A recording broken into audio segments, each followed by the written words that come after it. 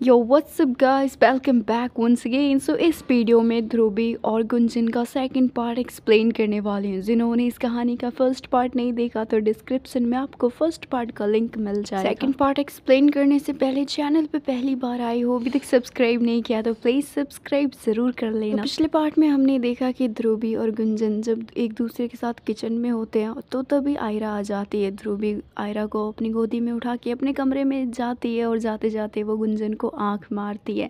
तो अब आगे क्या होगा चलिए देखते हैं। ध्रुवी कमरे में जाती है और वो गुंजन के बारे में सोचने लगती है और वो कहती है कि जो भी कहो गुंजन के साथ समय का पता ही नहीं चला। तभी कमरे में गुंजन आ जाती है आयरा के लिए खाना लेके और गुंजन अपने हाथों से आयरा को खिलाती है। ध्रुवी उसी को देख रही थी, आयरा भी उन दोनों को नोटिस कर रही थी और वो बड़ी कंफ्यूज थी कि ये क्या हो रहा है, दोनों एक दूसरे को बार बार देख क्यों रहे हैं। अब जैसे जैसे दिन बीत रहे थे वैसे वैसे ध्रुवी और गुंजन एक दूसरे के काफी करीब आ रहे थे। जब दिन में आयरा स्कूल चली जाती थी तो ध्रुवी और गुंजन एक दूसरे के साथ इंटीमेट होते थे और कभी कभी तो गुंजन अपने घर भी नहीं जाती थी, वो रात को भी यहीं पे रुकती थी। ध्रुवी रात को तो आयरा के साथ ही सोती थी, लेकिन रात के 2-3 बजे वो कमरे से उठ के गुंजन के पास चली जाती थी। दोनों एक दूसरे के साथ काफी वक्त बिता रहे थे। गुंजन भी अब बहुत खुश रहने लगी थी, उसके चेहरे पे एक अलग सा ही ग्लो रहता था। ध्रुवी भी खुश रहती थी।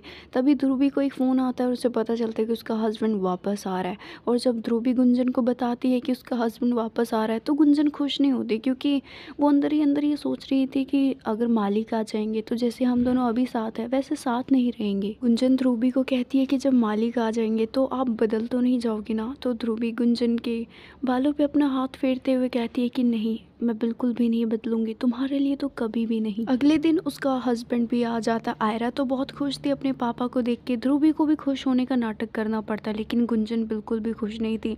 ज़्यादातर गुंजन और ध्रुवी का मुंह लटका ही रहता था। दोनों परेशान ही रहते थे क्योंकि दोनों अलग हो रहे थे, मतलब एक दूसरे के साथ समय नहीं बिता पा रहे थे। अंदर से हमेशा बेचैनी जैसी रहती थी। ध्रुवी भी अब बहुत ही चिड़चिड़ापन आ गया था उसके अंदर, क्योंकि वो अकेले में गुंजन से मिल नहीं पा रही थी, बस उसे दूर से ही देखती थी क्योंकि उसका हस्बैंड हमेशा घर में ही रहता था और वो ध्रुवी के आसपास ही रहता था। और जब भी उसका हस्बैंड ध्रुवी के पास आता था तो गुंजन को बहुत गुस्सा आता था, वो गुस्से में बर्तन भी तोड़ देती थी। ध्रुवी को तो अब गुस्सा आने लगा था और गुस्से में वो काम भी नहीं करती थी और अपने हस्बैंड को कहती थी कि तुमने ये बिजनेस फैलाया ना, तुम ही संभालो, मेरी अब सिर में दर्द होने लगा, मैं अब इस बिजनेस में अपना 1% भी नहीं देने वाली, अब मुझे खुद के साथ समय बिताना है, मैं ये काम काम से परेशान हो गई हूँ। उसके हस्बैंड को समझ नहीं आ रहा था कि अचानक से इतने गुस्से में क्यों आ जाती है, जब भी प्यार से बात करूँ, जब भी मैं इसके करीब आऊँ तो इतने गुस्से में क्यों आ जाती है। अब उसके हस्बैंड को ये सारा बिजनेस संभालना पड़ रहा था। जितने भी एम्प्लॉय थे उसमें से कुछ छुट्टी ले रहे थे और बिजनेस में भी बहुत इफेक्ट पड़ रहा था। जितने भी शेयर्स थे सभी डाउन जा रहे थे और उसका हस्बैंड भी अब हमेशा गुस्से में रहता था। ध्रुवी और उसके हस्बैंड के बीच में अब लड़ाइयाँ होने लगी थी, लेकिन जब आयरा घर पे आती थी स्कूल से तो उसके दोनों के बीच में लड़ाइयाँ नहीं होती थी। भले ही वो दोनों लड़ते थे लेकिन आयरा के सामने हमेशा प्यार से ही रहते थे ताकि आयरा के ऊपर कोई इफेक्ट ना पड़े। देखते देखते बिजनेस में एक बहुत बड़ा सा बदलाव आता और ये बदलाव नुकसान की तरफ जाता है। उसका हस्बैंड कुछ दिनों के लिए बेंगलोर चला जाता है और इधर फिर से गुंजन और ध्रुवी अकेले हो जाते हैं। ध्रुवी भी जो नुकसान हो रहा था उससे काफी परेशान थी। गुंजन जब देखती है कि उसका हस्बैंड नहीं है वो ध्रुवी को गले लगा लेती। आयरा आ जाती और वो कहती मम्मी ये आपको गले क्यों लगा रही है। तो ध्रुवी कहती बेटा वो मेरी दोस्त है ना, और तुम जाओ कमरे में, मुझे कुछ ज़रूरी बात करनी है इनसे। तो आयरा अपने कमरे में चली जाती और उधर ध्रुवी जब गुंजन के गले में लगी थी तो ध्रुवी रोने लगती है। जब ध्रुवी रो रही थी तो गुंजन उसके होठों को चूम लेती और वो कहती शांत हो जाओ, ये जो कारोबार है इसमें घटा मुनाफा तो होते रहता है, ये सब तो पार्ट है मुनाफे का। ध्रुवी कहती मैं थक चुकी हूँ हर चीज़ से, मुझे सोना है। तो गुंजन कहती ठीक है आप सच में थक गई हो, आप ना सो जाओ, मैं आपकी मालिश कर देती हूँ। तो ध्रुवी कहती ठीक है। तो ध्रुवी अपने कमरे में नहीं जाती है क्योंकि उसके कमरे में आयरा थी। तो ध्रुवी दूसरे कमरे में चली जाती है और गुंजन गर्म तेल लेके आती है और फिर वो ध्रुवी के ऊपर आ जाती है, उसके सारे कपड़े उतार देती है और उसको मालिश करती है। और जब गुंजन ध्रुवी की मालिश कर रही थी तो गुंजन से रहा नहीं जाता क्योंकि ध्रुवी की बॉडी बिल्कुल चमक रही थी क्योंकि उसके बदन पे एक भी कपड़ा नहीं था। तो गुंजन भी अपने शरीर के सारे कपड़े निकाल के ध्रुवी के ऊपर लेट जाती है। अब दोनों के शरीर पे तेल लगा था, दोनों की बॉडी गर्म थी, साथ में चमक रही थी। तो दोनों फिर से एक बार एक दूसरे के साथ संबंध बनाते हैं। अब जब तक आयरा के पापा बेंगलुरु से वापस नहीं आ जाते तब तक ये दोनों एक दूसरे के साथ हर रोज संबंध बना रहे थे। दोनों काफी करीब आ चुके थे। गुंजन तो अब ये कह रही थी कि हम दोनों भाग के कहीं चलते हैं जहाँ पे सिर्फ हम दोनों ही रहेंगे, लेकिन ध्रुवी उसे कहती थी कि जल्दबाजी में ऐसा फैसला नहीं ले सकते। कुछ दिनों के बाद उसका हस्बैंड भी आ जाता है और वो काफ़ी उदास था।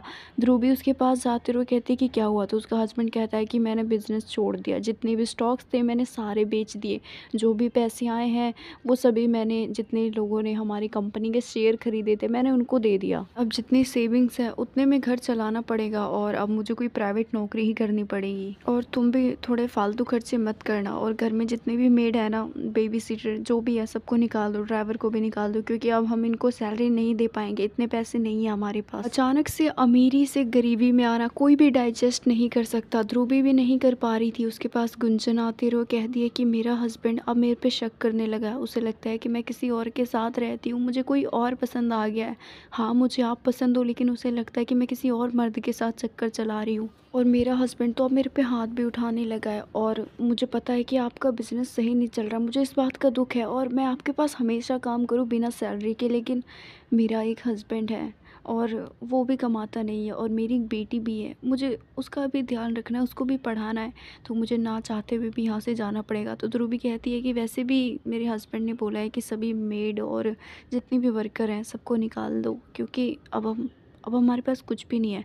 तो गुंजन कहती आप बहुत अच्छी हैं और आप कुछ भी कर सकती हैं, ऐसा मत बोलो कि आपके पास कुछ नहीं है, आपके पास एक हस्बैंड है, आपकी इतनी प्यारी बेटी है, आपने कुछ भी नहीं खोया है, और मैं हूँ ना आपके साथ। ये बोल के गुंजन ध्रुवी को गले लगा लेती है और वो कहती है कि ध्रुवी, जैसे मैंने अपने पति के सिवा किसी मर्द को नहीं देखा, वैसे मैं आपके सिवा किसी भी लड़की औरत के साथ कभी संबंध नहीं बनाऊंगी।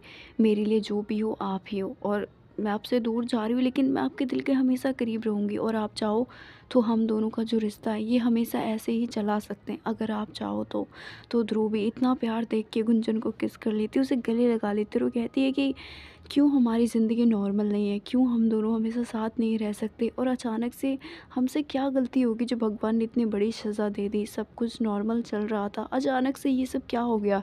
तो गुंजन कहती कोई बात नहीं, उतार चढ़ाव ज़िंदगी का ही हिस्सा है, मुझे आप पे पूरा यकीन है, आप कुछ ना कुछ ज़रूर करोगे, और जैसे अभी आप नीचे हो इससे भी ज़्यादा आप ऊपर उठोगे। तो ध्रुवी कहती गुंजन, मैं बहुत खुश हूँ कि मुझे तुम्हारी जैसी एक पार्टनर मिली है। हालांकि हम दोनों कभी साथ नहीं रह सकते क्योंकि हम दोनों के ऊपर जिम्मेदारियां हैं, लेकिन मैं बहुत खुश हूँ कि तुम मुझे मिली। गुंजन भी कहती है कि मुझे भी यकीन नहीं होता कि मुझे आपके जैसी पार्टनर मिली। आपके साथ जितने भी वक्त मैंने गुजारे सब एक सपने जैसा लगता है।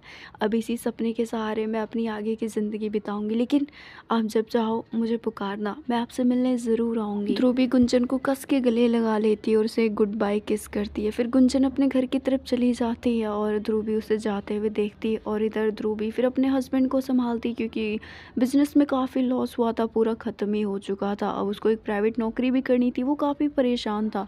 फिर ध्रुवी उसके लिए एक नौकरी ढूंढती है और वो अपने लिए भी एक नौकरी ढूंढती है। कुछ साल बीत जाते हैं, वो लोग अपना घर भी बेच देते हैं और एक छोटे से घर में रहते हैं, लेकिन आयरा की पढ़ाई पे कोई भी सेक्रीफाइस नहीं करते।